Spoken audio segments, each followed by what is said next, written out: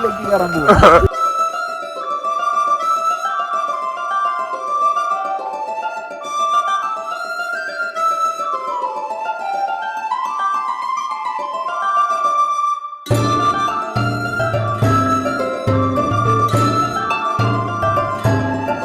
Scotland day 2 നമ്മൾ start ചെയ്യുന്നത് ഋഷീസിൽ നിന്ന് ബ്രേക്ക്ഫാസ്റ്റ് കഴിച്ചിട്ടാണ്. അപ്പോൾ നമ്മുടെ കൂടെ അച്ചുവിനെയും കിങ്കിനെയും കാണാം. നമ്മൾ ഇന്നത്തെ ഡേ ഫുള്ള് സ്പെൻഡ് ചെയ്യുന്നത് അവരുടെ ഒപ്പമാണ്. ഋഷീസിലെ ബ്രേക്ക്ഫാസ്റ്റ് അടിപൊളിയായിരുന്നു, പറയാതിരിക്കാൻ വയ്യ. നമ്മൾ നേരെ പോയത് ഡൻഡി ലോയിലേക്കാണ്. ഡൻഡി എന്ന് പറയുന്നത് ഒരാളുടെ പേരാണ്. പണ്ട് യുദ്ധമൊക്കെ ഉണ്ടായിരുന്ന സമയത്ത് ഈ ഒരു സിറ്റീനെ പ്രൊട്ടക്ട് ചെയ്തെന്നുള്ള പേരിലാണ്, ആളുടെ പേരിലുള്ളൊരു മോണമെൻ്റ് ആണിത്. അതുമാത്രമല്ല ഡൻഡി യൂണിവേഴ്സിറ്റിയും ഉണ്ട്. അവിടെ നിന്നാണ് കിങ്കി മാസ്റ്റേഴ്സ് എടുത്തത്. ഇപ്പോഴും യു കെയിൽ അക്കോമഡേഷന് വേണ്ടിയിട്ട് ട്രൈ ചെയ്യുന്നവരുണ്ടെങ്കിൽ ആംബറിനെ കോൺടാക്ട് ചെയ്യാവുന്നതാണ്. ഒരുപാട് ആൾക്കാർ ഇപ്പോഴും ജോബ് റിലേറ്റഡ് ആയിട്ടും സ്റ്റഡീസ് റിലേറ്റഡ് ആയിട്ടൊക്കെ റീലൊക്കേറ്റ് ചെയ്യുന്നുണ്ട്.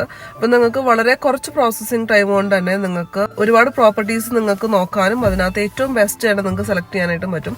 നമ്മൾ യൂഷ്വൽ കാണുന്ന പോലെയുള്ള ഒരു വലിയ പ്രൊസീജിയർ ഒന്നുമില്ല. അപ്പൊ താഴെ കൊടുത്ത ലിങ്കിൽ ക്ലിക്ക് ചെയ്യുക, നിങ്ങളുടെ ഡീറ്റെയിൽസ് ജസ്റ്റ് ഒന്ന് ഫില്ല് ചെയ്യുക. അത് മാത്രമേ നമുക്ക് ചെയ്യേണ്ട കാര്യമുള്ളൂ. ബാക്കിയെല്ലാം അവർ ചെയ്യും. അവർ നമ്മളെ കോൺടാക്ട് ചെയ്യും, നമുക്ക് വേണ്ട പ്രോപ്പർട്ടീസ് കാണിച്ചു. അപ്പൊ ഞാൻ താഴെ കൊടുത്തിട്ടുള്ള ലിങ്ക് ത്രൂ ആണ് നിങ്ങൾ അപ്ലൈ ചെയ്യണമെന്നുണ്ടെങ്കിൽ നിങ്ങൾക്ക് ഒരു സർട്ടൻ എമൗണ്ട് ഡിസ്കൗണ്ടും കിട്ടും. നിങ്ങളുടെ പരിചയത്തിൽ ആരെങ്കിലും ഇതുപോലെ അക്കോമഡേഷൻ നോക്കിയിട്ട് ട്രൈ ചെയ്തിട്ട് കിട്ടാതിരിക്കുന്നവരുണ്ടെങ്കിൽ നിങ്ങൾക്ക് ഇത് അവർക്കും ഷെയർ ചെയ്ത് കൊടുക്കാവുന്നതാണ്. അത്രയുള്ളൂ.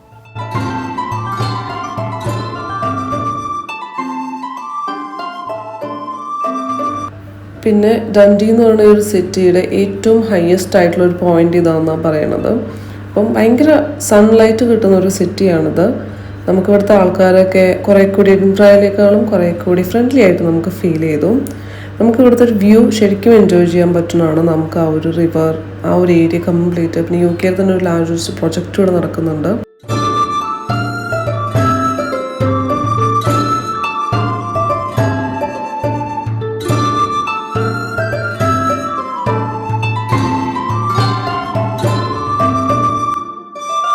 കുറച്ച് ടൈം അവിടെ സ്പെൻഡ് ചെയ്തിട്ട് പിന്നെ നമ്മൾ നേരെ പോകുന്നത് സ്റ്റോൺ ഹേവനിലേക്കാണ്, ഡുണോട്ടർ കാസിൽ കാണാനായിട്ട്.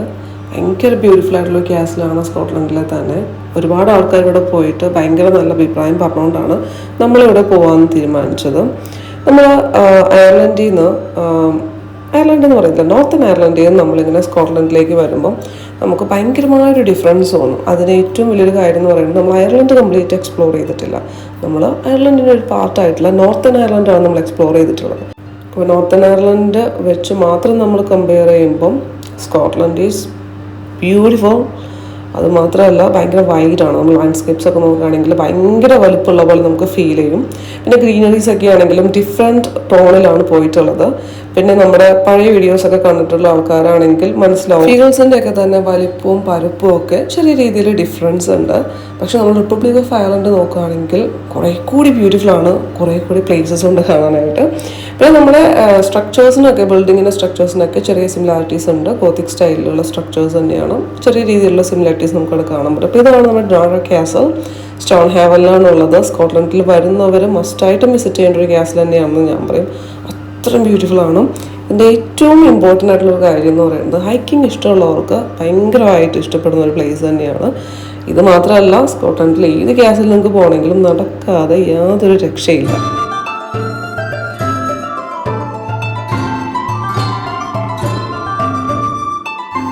അപ്പം അങ്ങനെ കുറച്ച് നേരം നടന്നും കുറച്ച് നേരം റെസ്റ്റ് എടുത്തിട്ടൊക്കെ ആയിട്ട് നമ്മളിങ്ങനെ ഹൈക്ക് ചെയ്തുകൊണ്ടിരിക്കുകയാണ്. അപ്പോൾ നമ്മളിങ്ങനെ മൗണ്ടൈൻ്റെ സൈഡിൽ കൂടി പോകുന്നതുകൊണ്ട് തന്നെ കുറേ ദൂരമൊക്കെ ഇങ്ങനെ നടന്നു കഴിയുമ്പം ചില പ്ലേസസിലൊക്കെ നമുക്ക് ഇതുപോലെയുള്ള ചെറിയ വെള്ളച്ചാട്ടമൊക്കെ കാണാൻ പറ്റും. നമ്മൾ നടക്കുന്നതിൻ്റെ ഇടയിൽ ഇങ്ങനെയൊക്കെ കാണുമ്പം നല്ല രസമാണ് ഇവിടെ. ശരിക്കും നമ്മൾ എഡിൻബറ കാസലിൻ്റെ അകത്ത് നമ്മൾ കയറിയില്ലെങ്കിലും ഡുണോട്ടർ കാസൽ നമ്മൾ എന്തായാലും പോകണമെന്ന് നമ്മൾ പ്ലാൻ ചെയ്തിട്ടുണ്ടായിരുന്നു. കാരണം അത്ര നല്ല റിവ്യൂസാണ് ഇതിന് മുമ്പ് പോയിട്ടുള്ളവർ പറഞ്ഞത്. നമ്മൾ ആ ഒരു കാസലിലേക്ക് എത്താൻ വേണ്ടിയിട്ട് നമ്മൾ എടുക്കുന്ന ഒരു ടൈം അല്ലെങ്കിൽ നമ്മൾ എടുക്കുന്ന എഫേർട്ട് നമുക്ക് ഫൈനലി അവിടെ എത്തിക്കഴിയുമ്പോൾ ഫുൾഫിൽ.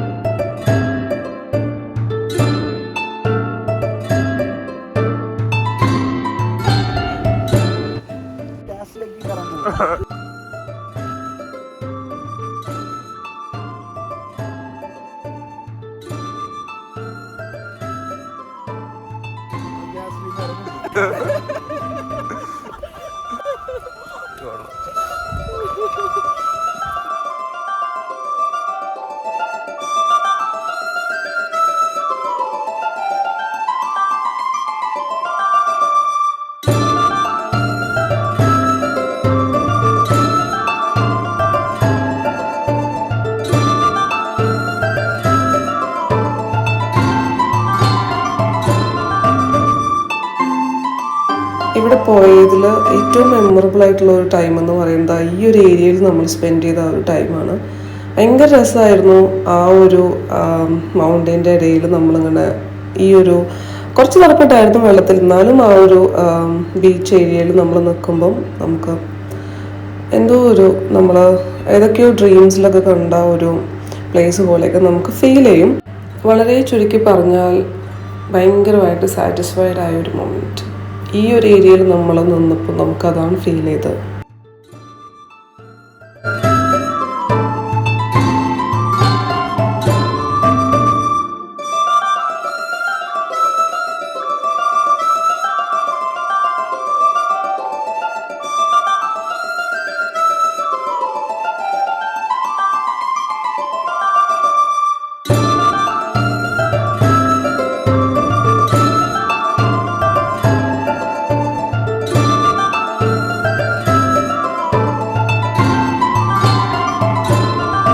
നമുക്ക് എഡിൻബറയിൽ ഡണ്ടിയിലേക്ക് 1.5 മണിക്കൂർ ഡ്രൈവ് ഉണ്ടായിരുന്നു.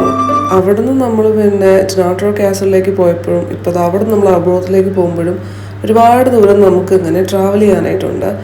പക്ഷേ എങ്കിലും ഇത്രയും ബ്യൂട്ടിഫുൾ ആയിട്ടുള്ളൊരു പ്ലേസ് ആയതുകൊണ്ട് തന്നെ ഒരു സെക്കൻഡ് പോലും നമുക്ക് ബോറടിക്കുകയോ ഉറക്കം വരികയോ ചെയ്യില്ല എന്നുള്ളതാണ് ഏറ്റവും വലിയ ഇമ്പോർട്ടൻ്റ് ആയിട്ടുള്ള കാര്യമായിട്ട് ഞാൻ നോട്ടീസ് ചെയ്തു. ഇപ്പോൾ നമ്മൾ പോകുന്നത് അബ്രോത്ത് ക്ലിഫിലേക്കാണ്. നമ്മൾ ഈ ഒരു ക്ലിഫ് കണ്ടു കഴിയുമ്പം എവിടെയോ കണ്ടിട്ടുണ്ടല്ലോ എന്ന് നിങ്ങൾക്ക് ഇങ്ങനെ തോന്നും.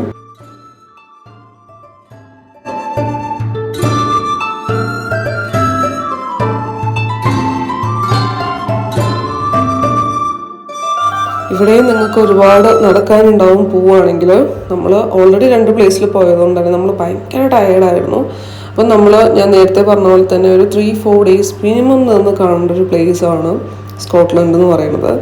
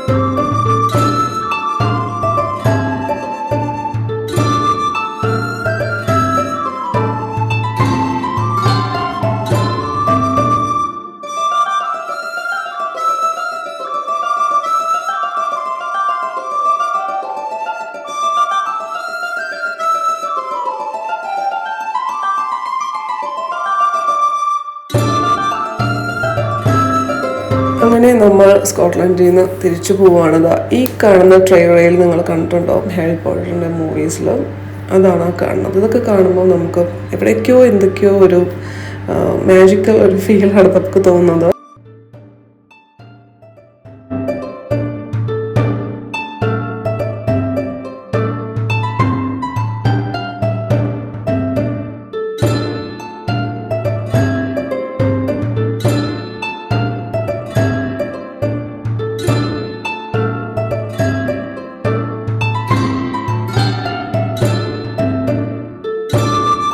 സത്യം പറഞ്ഞാൽ നമുക്ക് സ്കോട്ട്ലൻഡിൽ നിന്ന് തിരിച്ചു വരാനേ തോന്നുന്നുണ്ടായിരുന്നില്ല.